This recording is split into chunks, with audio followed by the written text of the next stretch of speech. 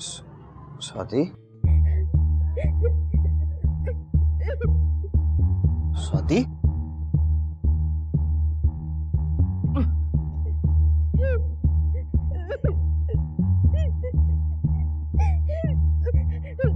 स्वाति,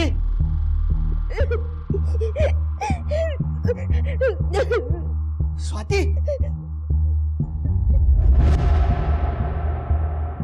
तुम रो क्यों रहे? काय झालंय? दादा, दादा,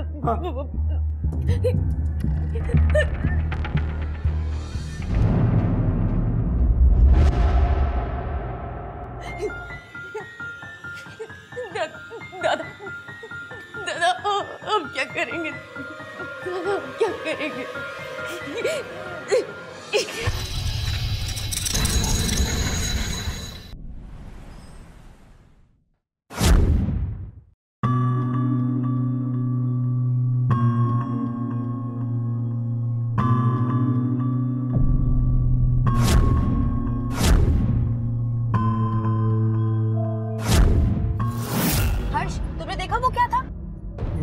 मैं देखता हूँ। ऐसे ऐसे कुछ प्रॉब्लम हो जाएगी ना? नहीं, मैं देखता हूँ, रुको।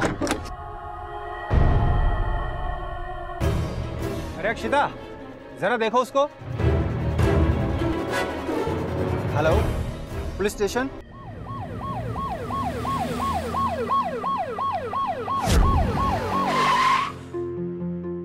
याद नहीं आ रहा या फिर तुमने कुछ देखा नहीं? इस सड़क पे खड़ी थी और किसी ने मुझ पे अटैक कर दिया। और तुम्हारे कपड़े? I mean, किसी ने तुम्हारे साथ जबरदस्ती करने की कोशिश की? बोलो कविता, कहीं किसी ने तुम्हारे साथ कुछ? कविता, किसी पर शक है तो बताओ हमें। पापा। क्या पागल हो गई है क्या तू? एक मिनट मैडम, बोलने दीजिए उसे। हाँ ऑफिसर, मुझे पापा पे शक है। He hates me. नफरत करते वो मुझसे। पापा वो ना, एक्चुअली मेरी स्कूटी खराब हो गई थी रास्ते में, मुझे ना बहुत डर लग रहा है। क्या आप आ सकते हैं? वो मैं ना मिल्क फैक्ट्री से बस थोड़ी सी आगे हूँ। डर लग रहा है अभी कि बार अगर दोबारा फोन किया ना, उधर ही आके गला घोट दूंगा तेरा। वैसे भी पापा ने तो कहा ही था ना कि वो मुझे मार देंगे, है ना? सिर्फ पापा जानते थे कि मैं उस वक्त कहाँ पे थी। सर मैं क्यों हमला करूंगा उसको, और उसे मारकर खुद अपनी इज्जत क्यों उछालूंगा? सर उसका दिमाग खराब हो गया है, जो मन में आता है बोलती जाती। अच्छा, अपनी इज्जत की बड़ी परवाह है तुम्हें? तुम्हारी बेटी के साथ इतना सब हो गया, उसके बारे में कुछ नहीं? और तुम उसे हॉस्पिटल में मिलने तक नहीं आए? मैं क्यों जाऊं सर उसे देखने, जिसे अपनी ही पड़ी हो। सर मैं तो जानता था कि उसके साथ एक दिन ऐसा ही होना है। हुआ ना? होना ही था मतलब? छोटे छोटे कपड़े पहन के रोज रात को बाहर घूमना, लड़कों के साथ घूमती थी सर, और वो पता नहीं कहाँ कॉल सेंटर में काम करने जाती थी। और मुझे तो भरोसा ही नहीं है कि वो कॉल सेंटर जाती है कि नहीं। जो कुछ हुआ ना, अच्छा ही हुआ उसके साथ। कहीं ऐसा तो नहीं कि अपनी बेटी को सबक सिखाने के चक्कर में तुमने उस पर हमला किया, क्योंकि सिर्फ तुम्हें पता था कि वो कहाँ है? सर अपना सब काम छोड़ के उसके पीछे क्यों जाऊंगा मैं?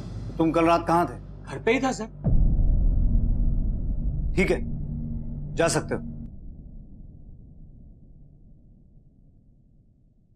इसके फोन रिकॉर्ड्स निकलवाओ और इसके फोन की लोकेशन ट्रेस करके ये देखो कि जिस वक्त कविता पे हमला हुआ ये कहाँ था। Okay sir.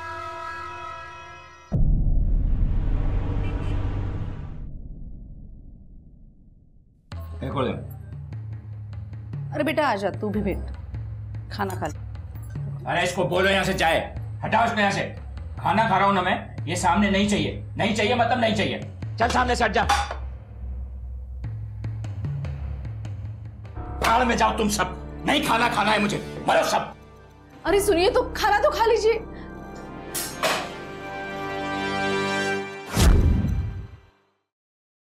सर, कविता के बाप राजीव जोशी के फोन रिकॉर्ड। सर रिकॉर्ड के हिसाब से जिस वक्त कविता पर हमला हुआ, राजीव का फोन घर पर ही था। हो सकता है अपना फोन जानबूझकर घर पे छोड़ के गया हो। लेकिन सर बीबी और बेटे के हिसाब से उस दिन राजीव घर पर ही था। ये भी तो हो सकता है राणे कि उन दोनों के सोने के बाद गया हो सकता है सर। सर मुझे लगता है कि कविता नफरत के चलते अपने बाप को फंसाने की कोशिश कर रही, क्योंकि सर ऐसे कितने ही केसेस होते हैं जिसमें विक्टिम खुद अपने आप को चोट पहुंचाता है। हो सकता है। फिलहाल तुम बाप पे नजर रखो और कविता जिन जिन लोगों के टच में थी उनके बारे में इंफॉर्मेशन निकालो। Okay sir. Good morning sir, क्या हुआ? हाँ गुड मॉर्निंग। सुनो, सर्विसिंग कराओ गाड़ी का। हर रोज प्रॉब्लम दे रहे हैं यार। लास्ट वीक ही लाया था। सर मैं फोन करती आपको देखने के बाद क्या प्रॉब्लम है। हाँ सर जाइए ना, फोन करेगी ये। होटल में मिलेगी या गैराज में ही? अरे क्या तमाशा लगा रखा है? चाबी दो। हर रोज का नाटक रहता है तुम लोगों का, नहीं कराना है तुमके साथ काम। अरे सर मैं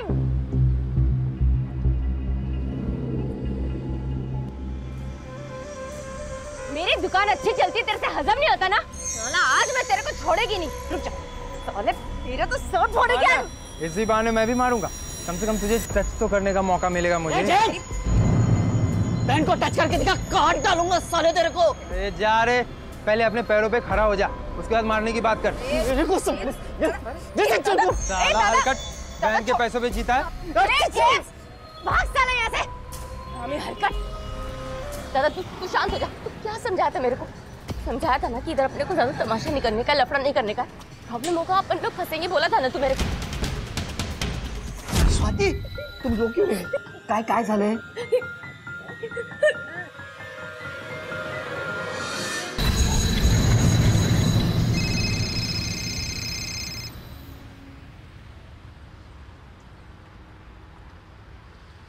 हेलो, ए देख सुन मेरी बात। तेरी वजह से ना पहले बहुत प्रॉब्लम हो चुका है, समझा क्या? अभी तू दोबारा मेरे को फोन नहीं करेगा। चल रहा फोन। अरे लेकिन स्वाति मेरी बात तो सुन।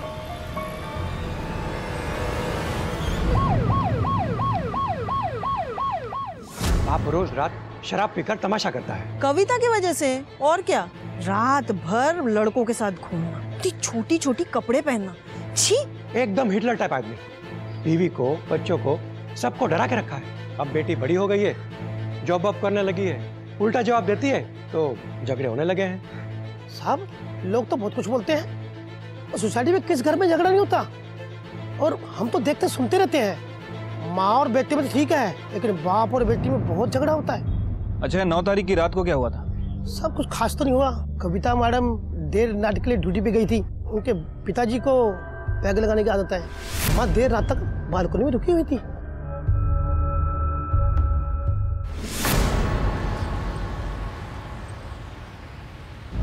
कविता, उस रात जो भी हुआ था, हमारे लिए हर एक बात जानना जरूरी है, बिकॉज यू नेवर नो कि कहां से कौन सी लीड मिल जाए। इसलिए आराम से फोकस करके बताओ उस रात क्या क्या हुआ था। तुमने कहा तुम्हारी स्कूटी खराब हो गई थी, राइट?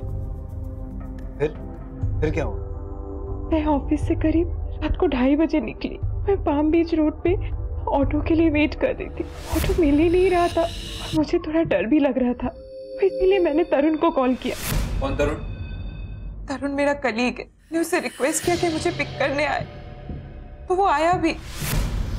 अचानक पता नहीं क्या हो गया, वो इतनी चीप तरीके से बात कर रहा था, मेरे क्लोज आने की कोशिश कर रहा था, मुझे टच कर रहा था। मेरे मना करने पर ना उसको बुरा लगा। उसकी जो ईगो है ना वो हर्ट हो गई। उसने मुझे अपनी गाड़ी से बाहर निकाल के फेंक दिया। Can you imagine sir? एक अकेली लड़की को इतनी रात को बीच रास्ते में अकेली, मुझे बहुत डर लग रहा था। और अपने भाई को फोन किया, उसने मेरा फोन ही नहीं उठाया। फिर मैं क्या करती? फिर मैंने स्वाति को फोन किया। स्वाति? हाँ मैं कविता। कौन है ये स्वाति? स्वाति वो गैरेज की ओनर है। क्या करेंगे? मैंने अपनी स्कूटी वहीं पे रिपेयर करने के लिए दी थी। वो आने ही वाली थी सर, कि उससे पहले ही मुझ पे अटैक हो गया।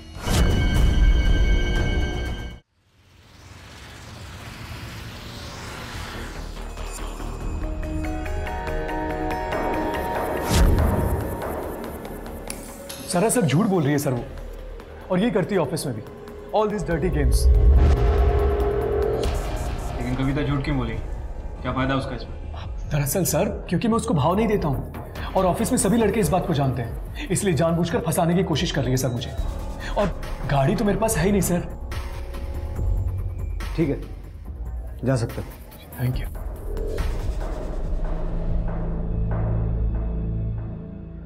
सर हो सकता है कि कविता झूठ बोल रही हो, कहानी बनाकर लोगों का अटेंशन पाना चाहती हो। कविता और तरुण दोनों के बयानों को वेरीफाई करना होगा। राणे, तुम उस गैराज में जाके पता करो जहां उसने अपनी स्कूटी ठीक करने के लिए दी थी। एटलीस्ट कविता के उस गैराज और उसके ओनर से जुड़े बयान को तो वेरीफाई करो। मैं तब तक ऑफिस में और लोगों से पूछताछ करता हूँ। Okay sir. थोड़ी अजीब सी है सर वो। एचआरडी ने कई बार उसको वार्निंग भी दी है, खुलेआम गालियां देती है, लड़की होके भी सारे लड़कों से हंस के बात करती है। मैंने तो सुना है कि सिगरेट भी फूकती है सर। हाँ, शायद फूकती है सिगरेट कभी कभी। ये सब तो ऑफिस में चलता ही रहता है सर। सर जितनी छोटी स्कर्ट, तरुण का इंटरेस्ट उतना ज्यादा।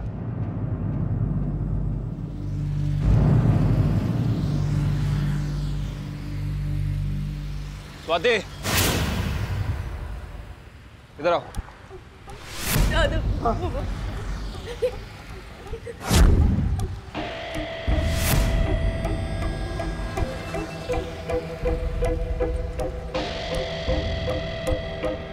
क्या हुआ सर?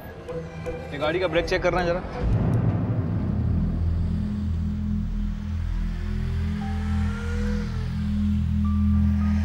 अच्छा स्वाति, किसी कविता को जानती हो तुम? हाँ जानती है ना मैं उसको साहब। उसकी स्कूटी दरिज बनने आती है। अभी थोड़े दिन पहले ही चाहिए थी, बना के रखा था, फिर पता नहीं अचानक उसका फोन आया रात को कि वो किधर अटक गई है। तो तुम स्कूटी डिलीवरी करने गई थी ना साहब। उसके बाद क्या हुआ? फिर कुछ नहीं साहब, मैं उधर गई पर वो किधर मेरे को दिखी नहीं। फिर मैं थोड़ी देर उधर रुकी, उसको बहुत फोन लगाया, वो फोन नहीं उठाई। तो अभी कितनी देर में रुकती उधर, फिर मैं आ गई। और तरुण था क्या कविता के साथ? तो जाती है ना तरुण को? हाँ जानती है ना साहब, ये भी इधर ही चाहता है अपनी बाइक लेके सर्विस के लिए। बाइक या कार? नहीं कार तो नहीं है, बाइक ही बस उसके पास।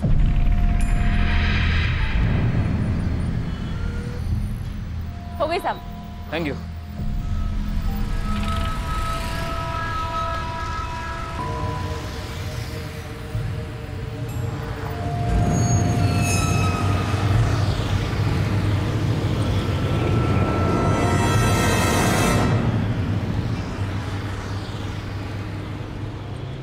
सर, कोई कंक्रीट इन्फॉर्मेशन नहीं है, लेकिन एक बात तो है राणे, कविता और तरुण इन दोनों में से कोई एक तो झूठ बोल रहा है।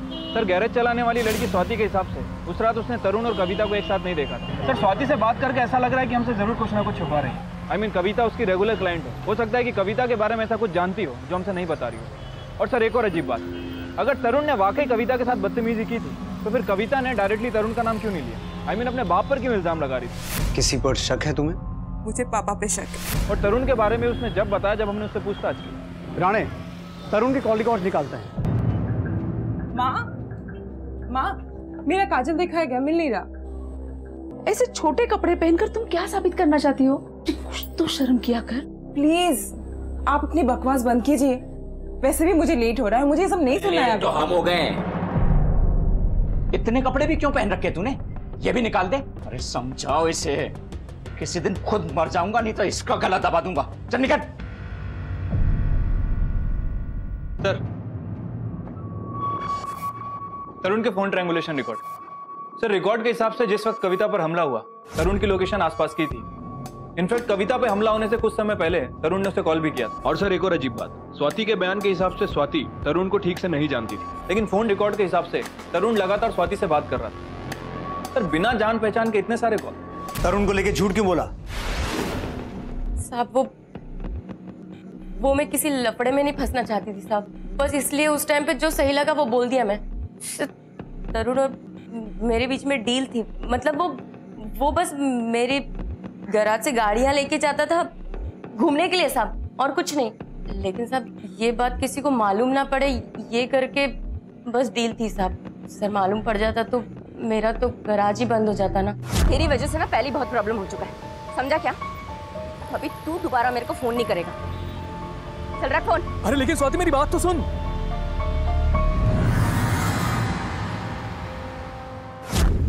प्लीज सर, प्लीज देखिए, मारिए मत सर, मैंने कुछ नहीं किया। अगर तूने कुछ नहीं किया तो हमसे झूठ क्यों बोला? सॉरी सर, मैं घबरा गया था इसलिए। चल अब सीधा पॉइंट पे आ। उस रात तेरे और कविता के बीच में क्या हुआ था? वही जो कविता ने आपको बताया। फीलिंग्स तो मेरी भी है ना सर। मैंने गुस्से में उसे वहीं आधी रात को सड़क पर उतार दिया और मैं चला गया वहां से। और स्वाति, उसे इतने कॉल्स क्यों किए तूने? सब तरुण मेरे को अच्छा लगता था, वो मेरी इज्जत भी करता था साहब, हंस हंस के बात करता था। लेकिन साहब मैं बहुत जल्दी समझ गई वो काहे के लिए ये सब करता था, ताकि मैं उसको अपने गैराज की गाड़ियों की चाबी देती रहूं लोगों के सामने स्टाइल मारने के लिए। साहब मैं प्यार में थी लेकिन अंधी नहीं थी। वो सिर्फ कविता को लॉन्ग ड्राइव पे ले जाने के लिए मेरे गैराज से गाड़ियां लेके जाता था साहब। तो तुम तरुण को पसंद करती थी और तरुण कविता के आगे पीछे चक्कर काटता था, तो ये भी तो हो सकता है। आप कैसी बातें कर रहे हैं? मैं भला कविता पे क्यों हमला करेगी साहब?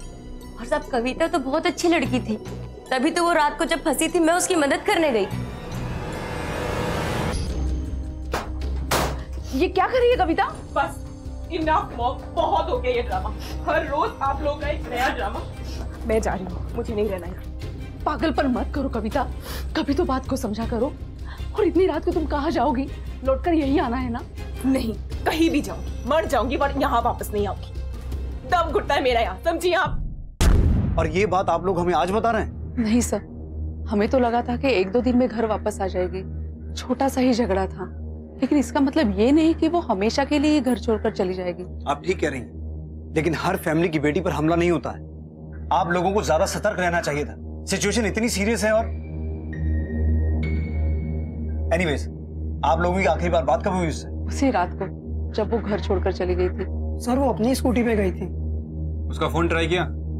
सर तभी से स्विच ऑफ आ रहा है। सर प्लीज कुछ कीजिए, उसे ढूंढ लाइए। सोच सोच के ही डर लग रहा है। एक तो पहले ये सब कुछ हो चुका है और अब तो ये अचानक से नया। राणे सर, कविता की फोटो हर जगह सर्कुलेट करवाओ, हर एक पुलिस स्टेशन को अलर्ट करो, स्कूटी की डिटेल्स इनसे ले लो और कविता के मोबाइल की लास्ट लोकेशन ट्रेस करो। उसे ढूंढना बहुत जरूरी है। हो सकता है वो हमलावर उसे फिर से नुकसान पहुंचाने की कोशिश करे। ओके सर, आइए।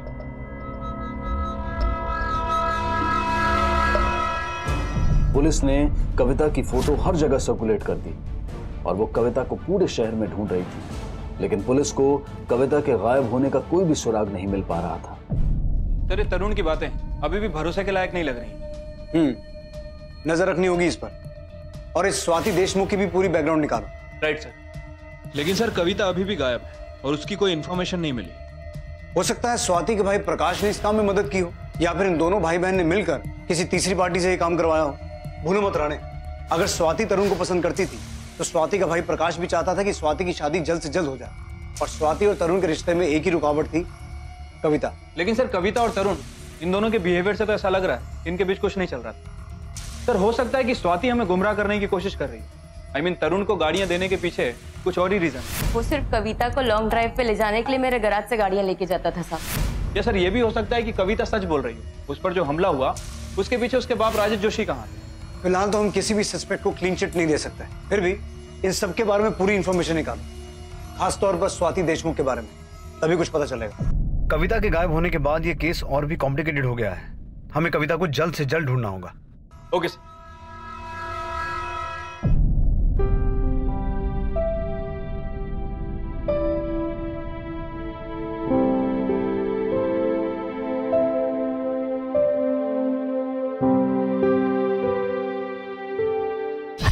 स्वाती, काय झालंय?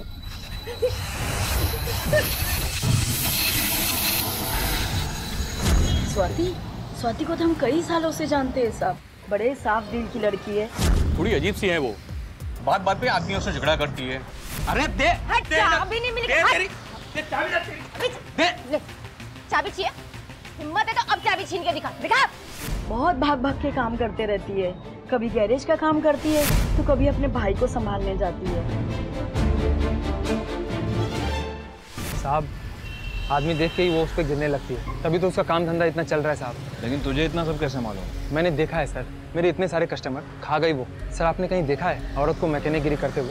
उससे राय मांगी मैंने। एक बात बताइए, स्वाति का भाई जो प्रकाश है कुछ जानता है इसके बारे में? सर अपन तो इन दोनों से दूर ही रहता है। ये दोनों भाई बहन ना एक नंबर के पागल है, सिर्फ मेरे साथ लड़ने के बहाने ढूंढते रहते हैं। सर मेरी बहन बहुत अच्छी है, वो शादी नहीं कर रही है क्योंकि उसे मेरी बहुत फिक्र है। उसके भाई की वजह से उसकी जिंदगी बर्बाद हो रही है, और कुछ नहीं सर। लेकिन आए दिन स्वाति का लोगों से झगड़ा होता रहता है, वो सब क्या है? सर हमारा धंधा ही कुछ ऐसा है, वर्कर लोग वरना तकलीफ देंगे, कस्टमर भी तकलीफ देंगे, तो सख्त तो होना ही पड़ता है। हाँ स्वाति सख्त है पर वो किसी को चोट नहीं पहुंचाएगी, और कविता को तो कभी नहीं, वो तो हमारी रेगुलर कस्टमर है। सर मुझे ऐसा लगता है कि ये सब जेम्स ने किया होगा। सर वो जेम्स था, वो कविता की और बहुत गंदी नजरों से देखता था। बहुत बार देखा था मैंने। अबे प्रकाश, क्या बकवास किए जा रहा है तू मेरे बारे में? क्या बोल रहा है तू? क्या बोल रहा हूँ? झूठ बोल रहा है सर ये। सर मैं झूठ नहीं बोल रहा हूँ, मोहल्ले को पूछ लीजिए, बहुत गंदी नजरों से देखता है। सर मैंने कुछ नहीं किया सर। मैं बोल रहा हूँ। तमाशा नहीं चाहिए तुम्हारा। बोली तलाशी लो इन दोनों के गैरेज। अरे सर ये क्या दादागिरी है? सर वारंट, सर्च वारंट कुछ तो होता है सर, रूल्स भी होते हैं कुछ। पहले सर्च वारंट लेके आइए। रूल सिखाएगा तू हमें? हाँ? सर्च वारंट चाहिए ना तुझे? जरूर दूंगा, लेकिन तेरे खिलाफ अगर एक भी सबूत मिल गया ना, बच नहीं पाएगा तू।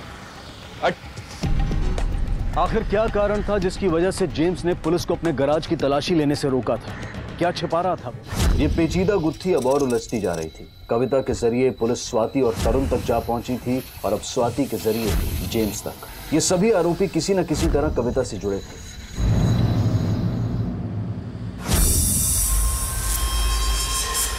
जेम्स, सर्च वारंट चाहिए था ना तुझे?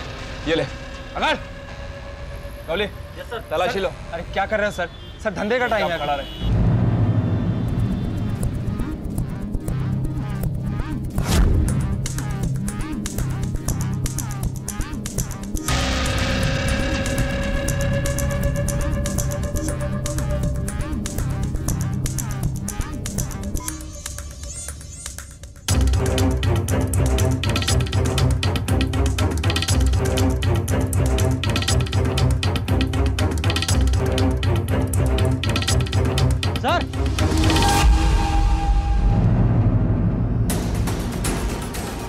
ऐसा लग रहा है कुछ दिन पहले ही खोदा गया।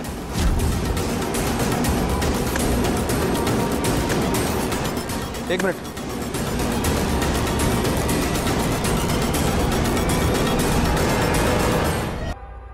चल बोल, खुदाई क्यों की थी?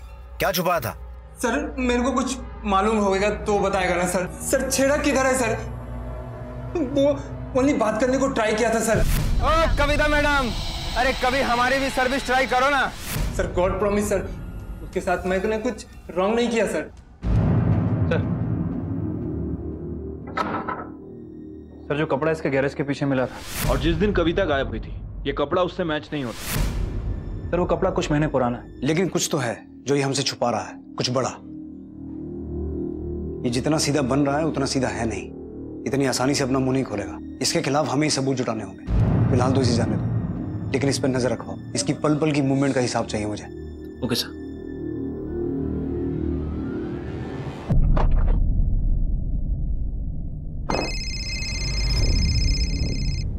हेलो, क्या?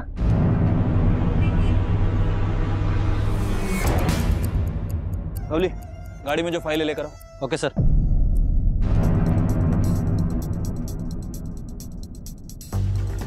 सर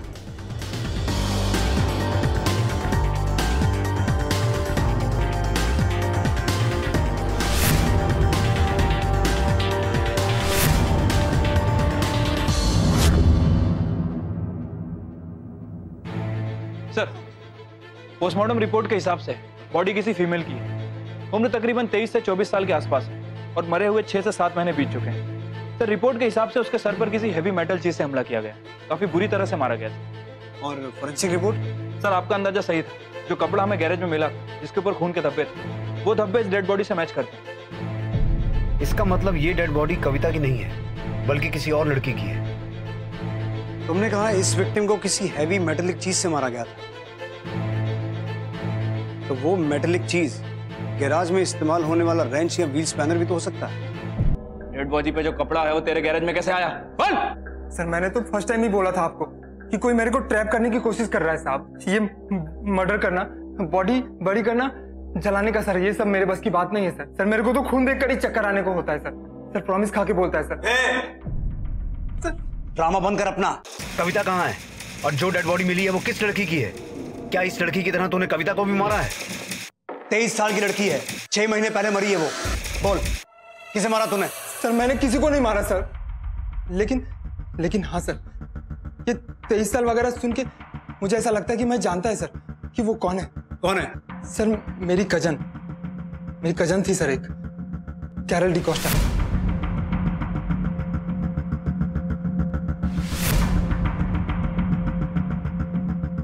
सर पिछले 6 महीने से वो भी मिसिंग है सर। सर हो सकता है ये वही हो। सर उस वक्त मैंने कंप्लेंट भी फाइल किया था सर, लेकिन कुछ पता नहीं चला साहब। राणे सर, ये जिस लड़की की बात कर रहा है उसकी फैमिली की डिटेल लो इससे और कांटेक्ट करो उन्हें। Okay sir.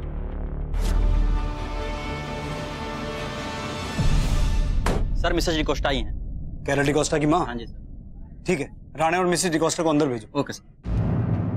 तो आपने कैरल की गुमशुदगी की रिपोर्ट फाइल नहीं की थी?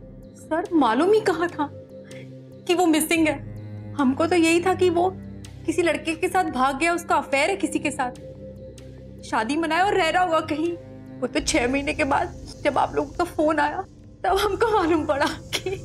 क्या आप कविता को जानती हैं या कैरल से कभी उसका नाम सुना हो? नहीं सर। ये कह रहे हैं कि इन्होंने कोई मिसिंग कंप्लेंट दर्ज नहीं कराई और हमारे पास भी ऐसी कोई कंप्लेंट फाइल नहीं है। तो फिर जेम्स ने ऐसा क्यों कहा कि कैरल की मिसिंग कंप्लेंट फाइल हुई थी? कैरल डिकोस्टा पिछले 6 महीने से वो भी मिसिंग है सर। कंप्लेंट भी फाइल किया था सर। जेम्स को मालूम था, लेकिन वही तो हमको बताया कि कैरल का किसी के साथ अफेयर है और वो भाग गया। तो फिर जेम्स ने हमसे झूठ क्यों कहा? जेम्स भाई तो सुबह से दिखे नहीं सर। सर उसको अंदर भी नहीं है। ठीक है तुम जाओ।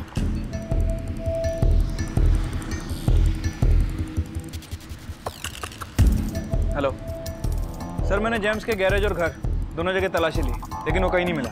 Damn it. रेड अलर्ट जारी करो उसके नाम का। और सुनो राणे, उसके गैराज में जितने भी भारी औजार हैं सबको जब्त करो। हो ना हो कैरल को मारने के लिए उनमें से किसी एक का इस्तेमाल किया गया है। उन्हें फोरेंसिक जांच के लिए भेजो। Okay sir.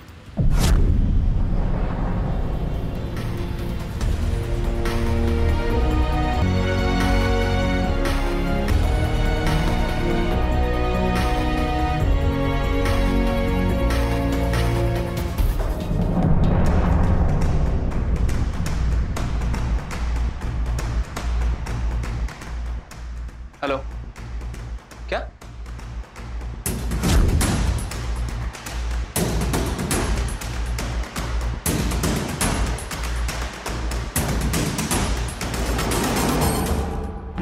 बोलिए, तो कविता की स्कूटी लग रही है। आसपास देखो कुछ मिलता है क्या?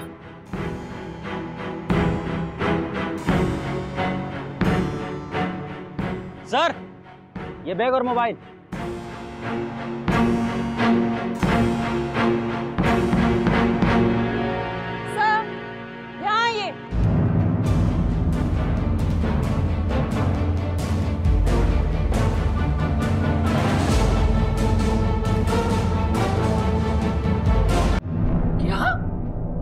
कविता, कविता, नहीं,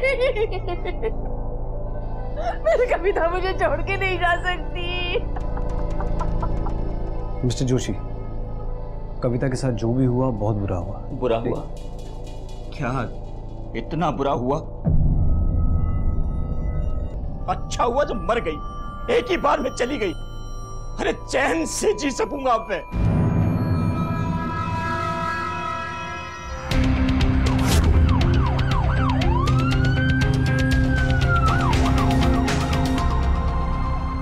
अरे गाड़ी काय को स्टॉप कर दिया यार, चल ना।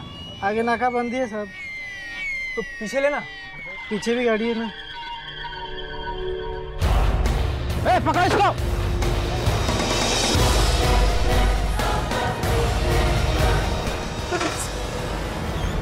कैरल और कविता को क्यों मारा तूने? सर मैंने दोनों को नहीं मारा। वहां तूने कैरल की मां को झूठ बोला कि वो किसी के साथ भाग गई है। क्या छुपा रहा था? तूने ही मारा ना उसे? सर मेरे को शर्म आने का। सर क्यों? उसको आदमी लोग नहीं औरत लोग अच्छे लगते थे। सर चक्कर था उसका, सर उसी कमीनी स्वाति के साथ।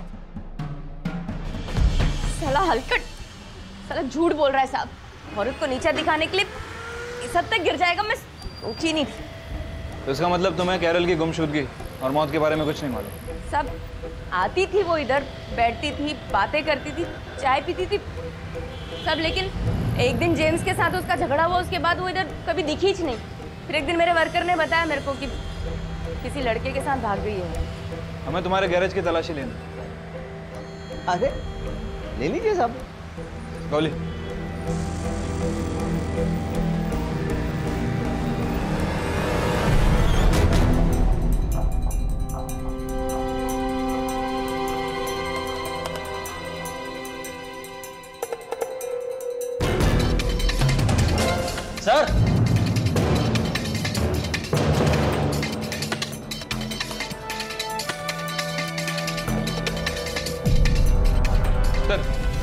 फॉरेंसिक रिपोर्ट आ गई है।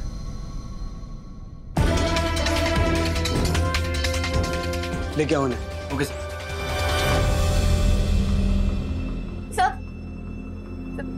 दादा, तुम अभी तक यहीं बैठी हो? तुम घर जाओ, तुम्हारे भाई ने अपना गुनाह कबूल कर लिया। उसी ने कैरल डिकोस्टा का मर्डर किया। जाओ तुम घर। अटेल, घर छोड़ के इनको, ठीक है? सर। क्या हुआ?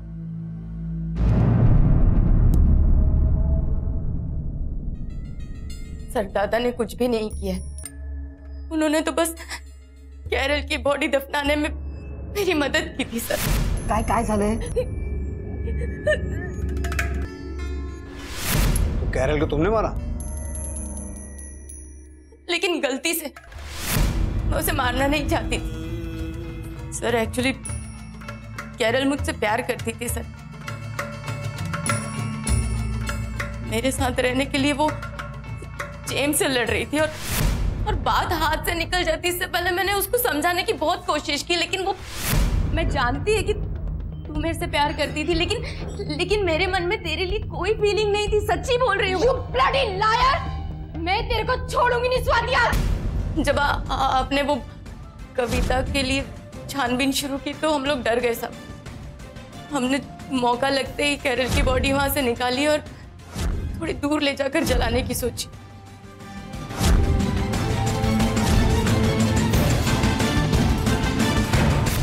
और कविता, उसे क्यों मारा? नहीं साहब, कविता को हमने नहीं मारा।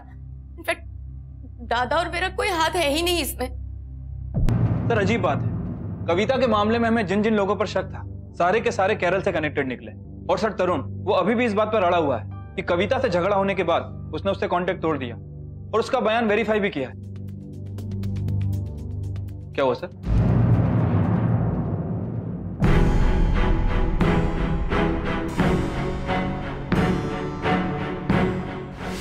माँ बालकनी में देर रात तक किसी का वेट कर रही थी। अपनी बेटी का वेट कर रही है? नहीं।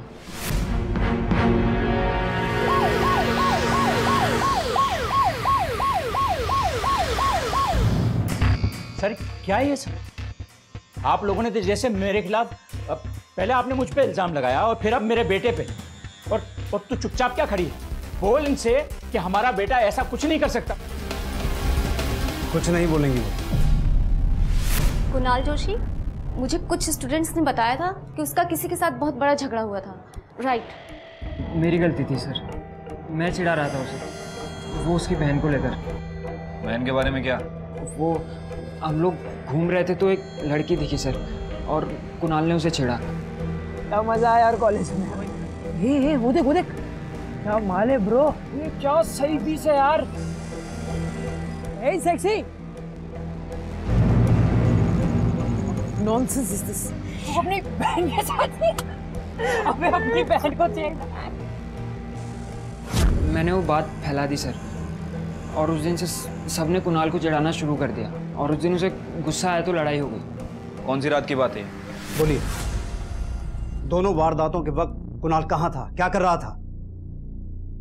घर पर नहीं था, दोनों भी बार। अरे क्या बोल रही है तू? तुझे कुछ पता भी है? मिस्टर जोशी, आप चुप रहिए, बोलने दीजिए उन्हें। कुणाल घर पर नहीं था तो कहाँ था? पता नहीं, लेकिन वो कविता से नाराज था। जब वो घर वापस आया तो उसके कपड़े पर खून था। और इतना सब कुछ जानते हुए भी आप चुप रही। अभी कहाँ है कुणाल? कहाँ छुपा के रखा है उसे?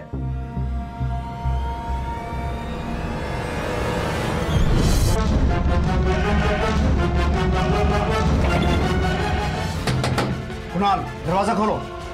राणे, दरवाजा लॉक है, तोड़ो।